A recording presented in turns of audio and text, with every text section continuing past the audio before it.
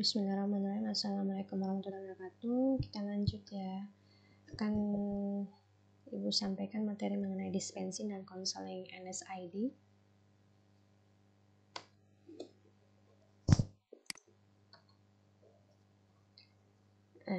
NSID ya, ini adalah kelompok mengandung sejumlah besar obat ya. Masih ada 70 obat dalam kategori ini, jadi analgesik, inflamasi, non-steroid ini banyak sekali ya macamnya ya, golongannya ya, dan ini juga termasuk analgesik non narkotik ya, seperti salsilat ya. NSAID memiliki antiinflamasi, antipiretik, dan efek analgesik ya. Jadi sebenarnya secara tidak langsung kalian sudah belajar juga ini di farmakoterapi 1. NSAID memiliki saking banyaknya ya obatnya, memiliki banyak penggunaan, jadi tergantung pada obat yang dipilih. Jadi secara umum dia selain inflamasi ya, tentunya dia meredakan tanda dan gejala pasien yang sedang mengalami OA, RA, gout, dan gangguan muskuloskeletal lainnya ya. Peredaran nyeri ringan sampai sedang ya. Jadi dia mengobati kategori yang ringan sampai sedang, meredakan nyeri haid ya, bisa juga digunakan sebagai antipiretik ya. Dia selain pereda nyeri pada pasien yang mengalami OA, dia juga bisa meredakan nyeri pasien yang mengalami RA ya. Apa sih perbedaan OA dengan RA ya? Tentunya dari tanda dan gejalanya juga ya.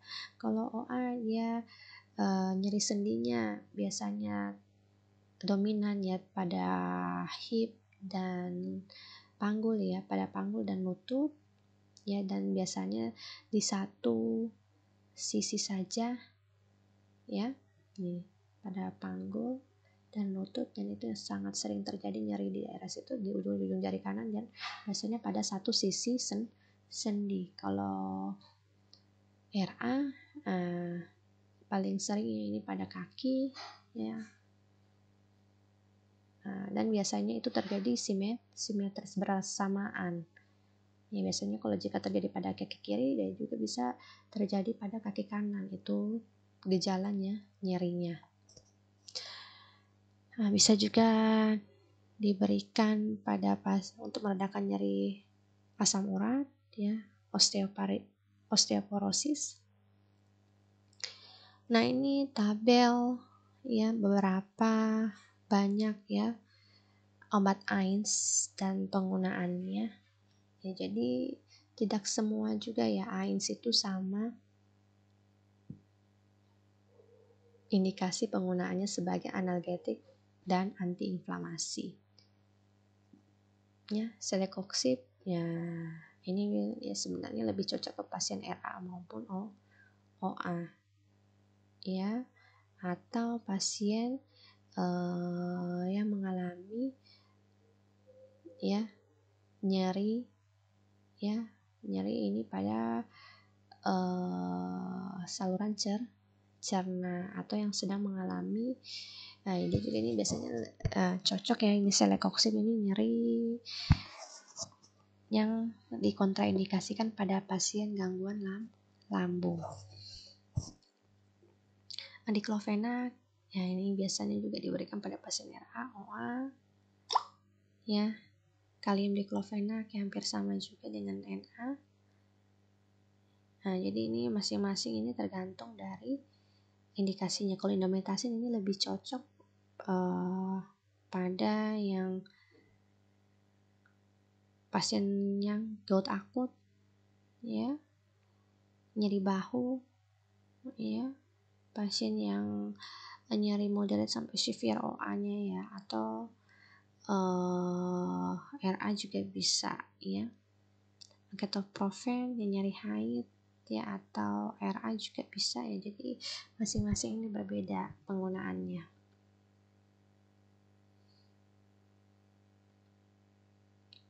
ADR-nya ya, karena banyak golongannya juga reaksi yang tidak dikehendakinya atau yang merugikannya juga banyak ya. Paling sering itu gangguan gastrointestinal. Ya, ini paling sering terjadi karena resiko GAI-nya juga ini sangat tinggi atau penyebab bleeding-nya. Ya, saluran sistem saraf pusat, ya, kardiovaskular. Ya, jadi ini hati-hati juga penggunanya pada pasien gangguan jantung.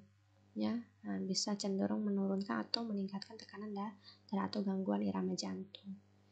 Nah, ini juga perlu hati-hati ya penggunaannya ya pada pasien yang mengalami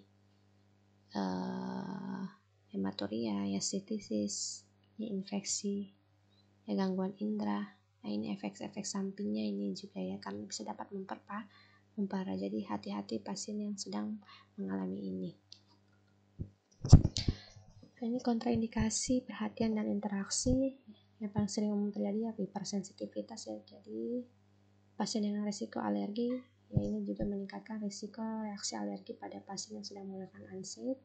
Ya, hipersensitivitas terhadap aspirin ya, ini juga biasanya dikontraindikasikan ya untuk semua NSAID. Ya, jadi hampir-hampir sama ini ya, risiko GAI, aspirin ya, ini juga untuk NSAID itu sangat tinggi juga potensi gangguan gastrointestinalnya. Nah, untuk kehamilan ini sebaiknya dihindari ya, terutama pada trimester ketiga dan selama menyusui. NSAID ya, sebagian besar NSAID itu kategorinya kehamilan B, tapi tetap juga hati-hati penggunaan dalam dosis besar atau lama dan selama trimester ketiga ya. Nah, interaksi obat ya, ini bisa meningkatkan obat efek antikoagulan yang sama ini dengan aspirin ya, lithium ya, obat-obat sistem saraf pusat yang mengurangi efek obat diuretik atau antihipertensi ya, itu tadi ya, karena efek sampingnya bisa menurunkan atau meningkatkan tekanan darah. Apa saja yang perlu dinilai ya sebelum obat diberikan kepada si pasien? Ya, tentunya diamati riwayat alerginya ya, karena obat AINS itu sangat banyak sekali. Jadi bisa saja risiko alergi itu terjadi ya. Tanda-tanda alergi itu banyak ya, bukan hanya seperti gatal-gatal, ya, ruam, urtikaria ya. Biasanya juga tanda-tanda alergi pada pasien yang menggunakan NSAID itu moon face ya, mukanya itu seperti bulan. Nah, itu yang paling sering umum terjadi dan banyak kasusnya ya. Riwayat gangguan GAI, hipertensi ya, gangguan fungsi ginjal. Jadi yang perlu nilai itu karena juga obat NSAID itu sebenarnya tidak direkomendasikan untuk jangka panjang ya. Nah, ketika pasien mengalami nyeri ya, itu baru diberikan. Ketika nyerinya sudah hilang ya, sebaiknya jangan lagi diberikan ya, karena seperti pasien yang mengalami OA ya, EA itu ya rata-rata nyerinya itu lama ya. Jadi sebaiknya ya tetap terbatas ya penggunaannya.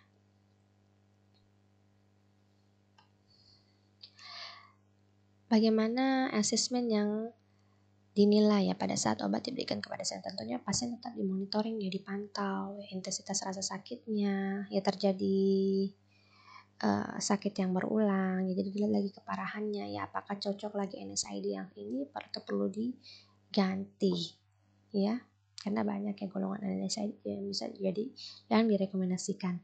Tanda-tanda vital setiap 4 jam atau lebih itu ya, terutama ini pada pasien yang mengalami gangguan kardiovaskular ya, atau gangguan sistem pernapasan. Nah, ini juga tanda-tanda efek samping apabila terjadi kulit panas, kering ya, ini sebaiknya obatnya dihentikan terlebih dahulu. Dokumentasi reaksi obat yang merugikan ya. Nah, ini seperti kulit memar yang tidak biasa ya, atau tinja gelap ya, ini biasanya ini adalah tanda-tanda bleeding ya, pendarahan ya, atau gangguan gastrointestinal.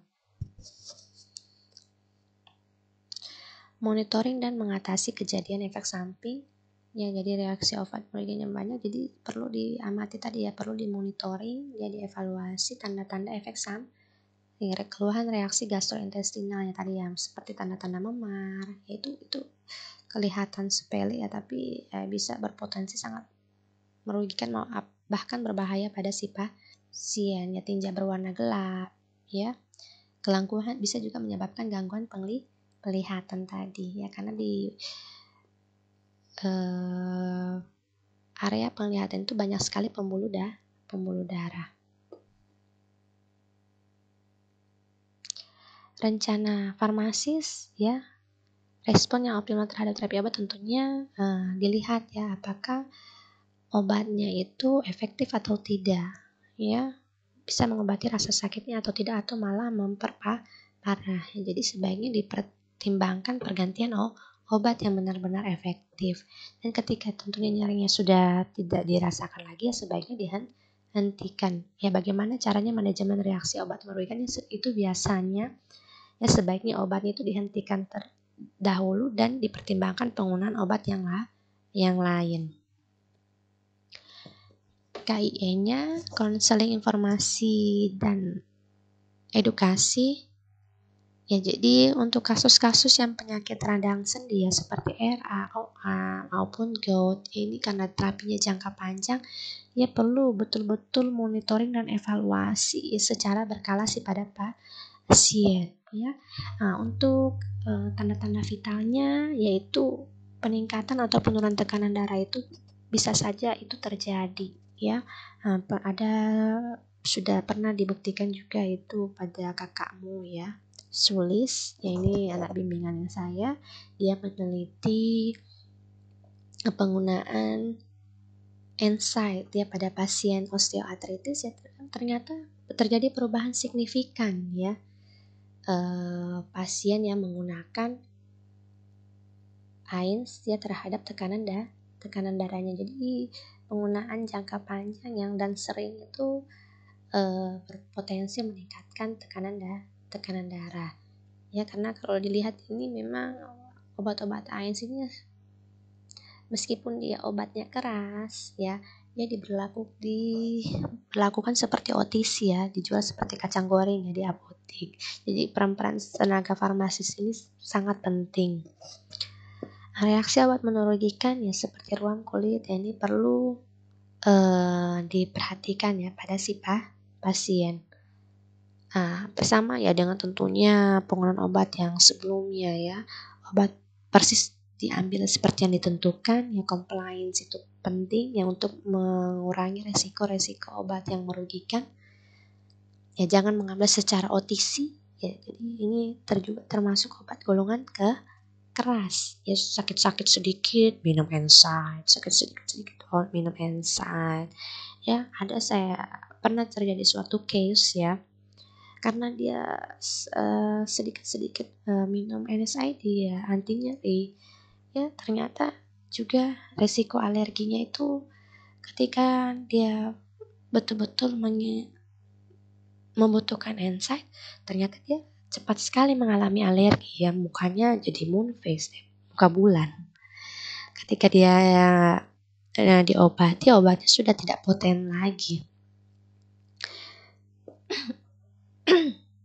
Minum obat dengan makanan atau segelas air ya, ini karena juga yaitu tadi ya, obat AINS itu bisa mengiritasi lambung ya. Jika obat digunakan sebagai antipiretik, segera ke dokter ya. Diamati tentunya suhunya ya. Jika nyeri terus berlanjut ya lebih dari 10 hari atau jika demam, sebaiknya tetap harus dikonsultasikan kepada tenaga kesehatan ya, terutama dokternya ya. Ini juga ya, resiko menyebabkan ngantuk, pusing atau penglihatan kabur ya, tetap ini semuanya dikonsultasikan kepada tenaga kesehatan ya, terutama farmasis. Ya, terima kasih, sekian materi ini. Wassalamualaikum warahmatullahi wabarakatuh.